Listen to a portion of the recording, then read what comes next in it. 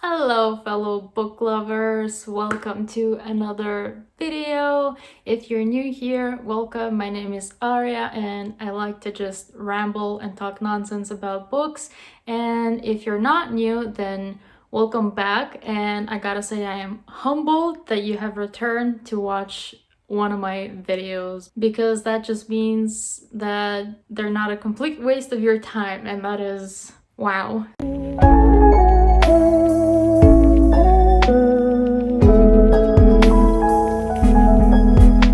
Yeah, I'm just gonna dive right into the video and I'm not gonna ramble anymore.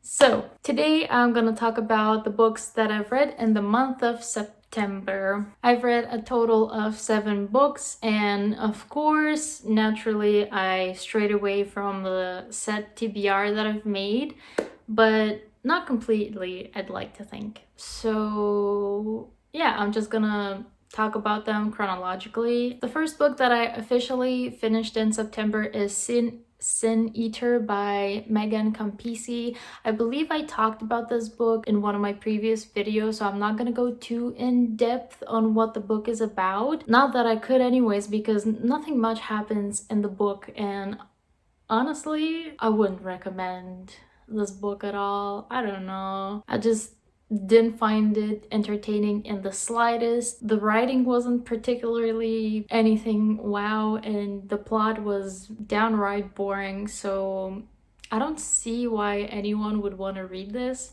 Though I may be a little too harsh on this book, and it might be a debut if I'm not completely mistaken, but do not quote me on that. And as you can probably tell from my very honest opinions on this book, that I gave it initially a 3 stars, but I think I'm gonna bump it down to 2 stars because I think 3 is too generous, and compared to other 3 stars that I've given books, those were like pretty good, and this is just not a 3-star book. It's definitely a 2-star book for me. Quite a big disappointment. So basically how the book starts off is that we follow this girl, May, and she's essentially an orphan at the start of the book. So she is caught stealing food to sustain herself at the beginning of the book, and as punishment, she is sentenced to be a sin eater, which is something that is for life. And basically in this book, what sin eaters do is that they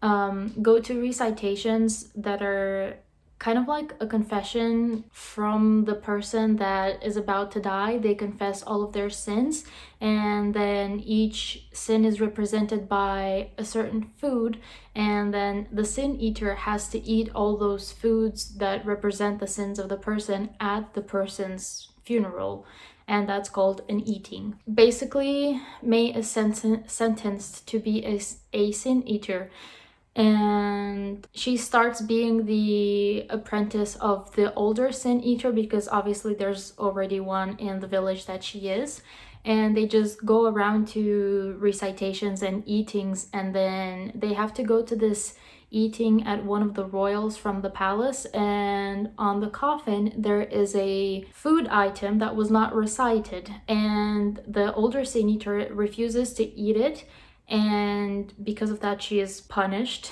and then May becomes the main sin eater, and after that she basically tries to find out why that item was on the coffin, and she also wants to help the older sin eater to not be punished to death. And that's kind of what happens, and not much else happens. Most of the book, like I'd say a good 80% of the book, is us just following May, going to recitations and eatings and just hearing sins, and just like the daily comings and goings of people in May. And it's just, I don't know why anyone would find that interesting. So yeah, a really big letdown. Now, the next book I've read and finished in the month of September is Daisy Jones and the Six by Taylor Jenkins Reid. And before I go into my thoughts on this book,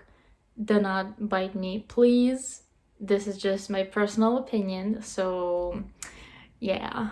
I was personally not crazy about this, considering the hype that's going on around this book and like how many people love it and just read it back to back again and again, which I cannot fully understand why. I'm sorry if you love this book. I mean, I don't hate it, but I didn't love it. It was just okay for me. I gave it 3.5 stars. This book is basically like a memoir of Daisy Jones and the Six, and at the start of the book we follow them separately before they were even a band, and then we just see them come together and become a band and then break up as a band and what happened and why that happened and all of that. And it's like kind of written in an what do you call it, interview style. And I listened to the audiobook of this, and the audiobook was pretty good, and I think I liked it more because I listened to the audiobook. I think if I actually read the book I wouldn't have liked it as much because I just didn't really care. I like, it's not, obviously this is not a plot driven book, but it's about the characters and the band members, and if you like those types of stories then this may be for you, but this was just not for me. I just couldn't bring myself to care too much about the characters, and I've also figured out that I'm not really crazy about stories and books, even fictional ones, that focus on celebrities or royals or just like important people. So I guess this is just like it wasn't for me exactly. But yeah, I don't have much to say about it. It was just, it was okay. It was a good book. It was entertaining enough. The writing wasn't exceptionally bad. It was just all right. Nothing else to say about it. The next book I read in the month of September, and this one I've also mentioned quite a few times already, and that is Eight Will Fall by Sarah Harrian. I gave this book 4 stars. It was a decent fantasy novel and I quite enjoyed it. It was really fast-paced and entertaining and action-packed, and there was a lot going on, and the characters were pretty cool and the whole setting was pretty cool, and it was like quite creepy and basically horror fantasy bordering on gore, slasher, body horror stuff. Yeah, what this book is about is essentially we follow 8 people and they are kind of forced by their queen to go into these mines and find the supposed centuries old person that may be threatening the kingdom, but that's just like the queen's suspicion. Like the 8 people that are sent into the mines don't really know what is happening. They're just kind of going in blind. So yeah, we follow them in the mines, and obviously it's quite scary. There's some creatures, there's a lot of dark, a lot of the creepy factor going on. So if that's something you enjoy, I highly recommend. I think you will like this. Yeah, it was just a good read. I think I would have preferred a bit more character development, but other than that, it's pretty good, and I don't mind the lack of character development, to be honest, as long as it's interesting and action-packed and like has a good plot or like keeps my brain busy, then it's good enough for me. The next book I read I got as an ARC from NetGalley, and that is Ghosts by Dolly Alderton. This one I gave 4 out of 5 stars. I loved it. I did not expect to love it as much. I kind of just requested it on a whim, to be honest. I don't know, I just saw the title around and I just went for it and got approved. So what this book is kind of like a coming of age story, but for 30-year-olds, if that makes any sense. I don't know how else to describe it. So our main character kind of wants to go back into the dating game, and I don't want to say more, but yeah, I think if you like contemporaries that focus on like friendship and family and how life changes and how people move on with their lives, and yeah, that's pretty vague, but just trust me on this. This is a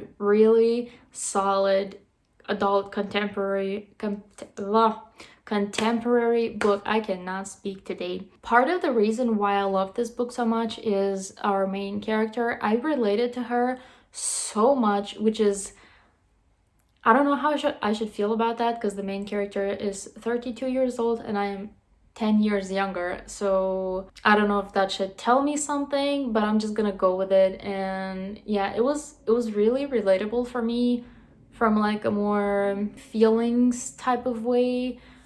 Yeah, that makes no sense. I'm not making sense. I hope this is making sense to you. Yeah, solid book, loved it, really fast paced, definitely recommend.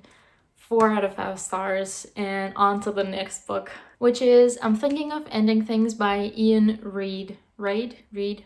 I think it's Reid. I listened to this on audio, that's why I don't have a copy, and it was just available on Scribd, and I saw that the movie was coming out on Netflix, so I was just like, well, I'd rather read the book or listen to the book before I see the movie, so I did just that, and then I did not watch the movie because I'm really bad at just sitting down and watching an entire movie. I don't know, I cannot find the willingness inside me to commit. So I haven't watched the movie yet, but I plan on doing that hopefully soon. I'm just rambling, so back to the book. I gave the book 4 stars. It was a solid thriller. I don't know if you would call this a thriller, maybe a mystery. So it's quite a short book, so I'm not gonna go too in depth on what it's about. It kind of starts off as this couple and they are on the way to meeting his parents, and after that a bunch of like creepy things happen, but I want to say it's not as creepy as people say it is. A lot of people seem to be really freaked out and creeped out and like, I don't know, mind blown by this book, and in my opinion it was not as creepy. I was not that creeped out up until right at the end. Like the end is what did it for me, maybe like the last couple of chapters, but it's kind of slow in the beginning. And also there are a lot of things and questions that remain unanswered, and that kind of bothers me. I like it when a book just completes everything and answers all the loose ends and doesn't leave anything open-ended. And not that the ending is open-ended exactly, but yeah, there's a lot of like bits from the book that I didn't really understand, and I should probably read or like watch an explanation video on what exactly it was that I read. And I think most people's reactions is just that, like at the end of the book they're like, what did I just read? That was kind of my reaction, but at the same time, I did really enjoy the book and it did keep me interested up until the end. So that's why I gave it a 4 stars. I mean, I don't really read thriller, mysteries, stuff, so I don't have much to compare it to. So based on my standards it was good, but based on other people's standards it might not be as good of a thriller mystery. Yeah, that is kind of all that I have to say about this one. Next up, I read a poetry book, and that is The Mermaid's Voice Returns in this one by Amanda Lovelace. Not much to say about this, it's just poetry. I haven't given this a rating, nor have I given any of the other 2 books in this series, poetry collection, whatever, a rating, because the author talks about her own life and life experiences through her poems, so it feels wrong to rate her life. But yeah, there's a lot of triggering topics, so many in fact that there's an actual trigger list at the start of the book. Yeah, all of the triggering things are listed there, so if you're interested in this poetry collection thing, then I recommend you definitely check that list before getting into this, because some of the poems are really quite intense. And aside from that, I'd say this is probably my favorite from the 3. Not much else to say. I just like poetry, and I'm slowly making my way through my mental list of poetry books that I want to read, and there's no rhyme or reason to that book. They're just kind of like talked about poetry books that I want to read, and then eventually see what kind of poetry I like and don't like. So I'm still at very beginner phases with the poetry. I don't know what's a good poem and what's a bad poem. I'm just kind of going with my gut feeling, and my gut tells me that this one is great. So if you like poetry, give these ones a shot. And my last read that I finished in the month of September is American Royals by Catherine McGee. I literally finished this yesterday. Today is the 1st of October.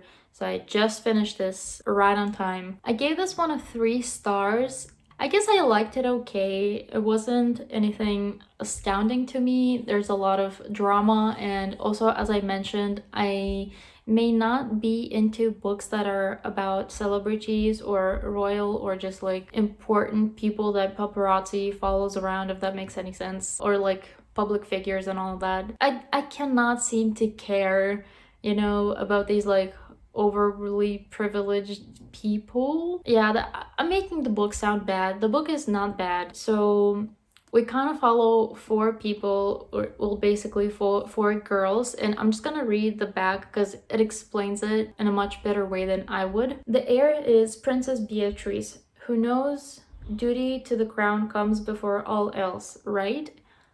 The spare is Princess Samantha, whose only duty is to party hard. The schemer is Daphne Dayton, who'll do anything to get back into royal favor. The nobody is Nina Gonzalez, who's unwittingly about to steal the spotlight. So in the book, we follow these 4 girls, and we kind of just follow their romantic lives for the most part. So each of them obviously has some drama going on with boys, and yeah, also parentheses, all of them are straight, which is a disappointment. I was expecting some queerness, but alas, none was given to me. So yeah, we follow the 4 girls as they deal with their emotions and duties and their love lives, and it's just, this whole book is basically a big drama, and the only reason the plot keeps going and progressing is due to miscommunication and misunderstanding between the characters. So I'm not a really big fan of that, I've discovered, because it seems stupid. Like, why can't you just express whatever it is you're thinking or feeling and then just be done with everything? Why do you have to be like so, I don't know, like stubborn? That aspect of it frustrated me a lot, and also some of the characters are not the most likable of people.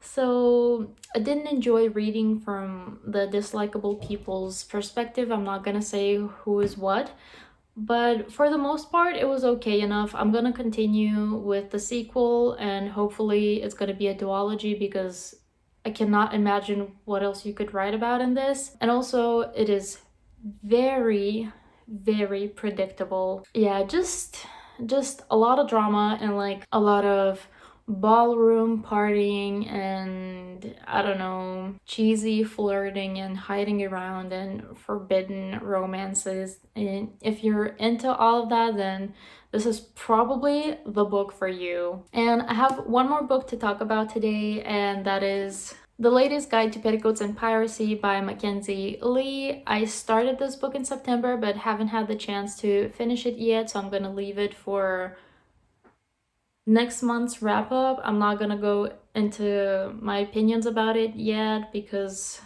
well, I do have opinions and I'm also like half of the way through, but I haven't finished it yet, so my opinions might change. I'll just say that it is underwhelming. I'm disappointed. It's not as good as The Gentleman's Guide to Vice and Virtue. That is 100% for sure a fact. I'll just leave it at that. I'm not gonna say anything else. I just wanted to mention that I started this in September and I haven't finished it yet. So yeah, that is all of the books I started, read, and kind of finished in the month of September. If you would like, please tell me in the comments below what was your favorite book that you read in the month of September. And with that, my video concludes. So thank you very much for watching. I hope you enjoyed, and I will see you in the next one. Bye!